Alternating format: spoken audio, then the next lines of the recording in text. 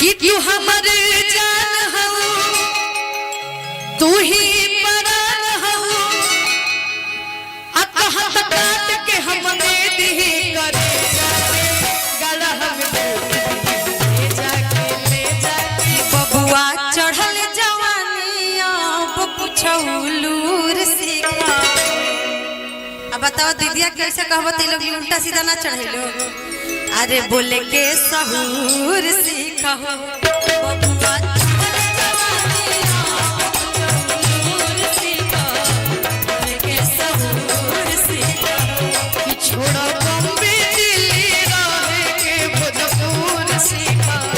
चल के सहूर सीखा। हम चले के साथ साथ और एगो सहूर सीखे कि ढेर गइला गाना अब तनी पढ़ा लिखा उम्र बतानी पढ़ाइयों पर ध्यान देवे के बा ना तो हमनी के उम्र के जब हो जीवो तो फिर बाद में पछताए लगबे कि ढेर गइला गाना अब तनी पढ़ा लिखा बोले के सहूर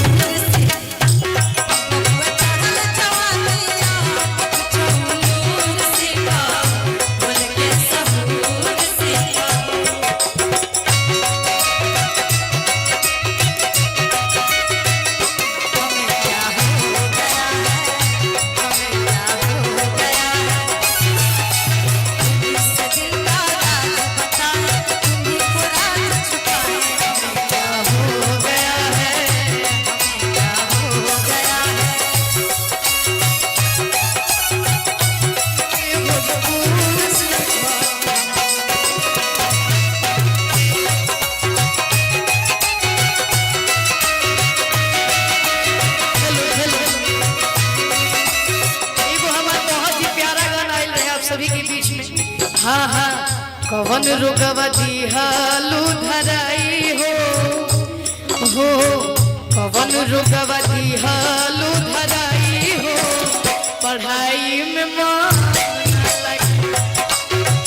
कवन रोगवा दिहालू धराई हो पढ़ाई में मन न लगी लौकी लौकी तबिया जब उठाई हो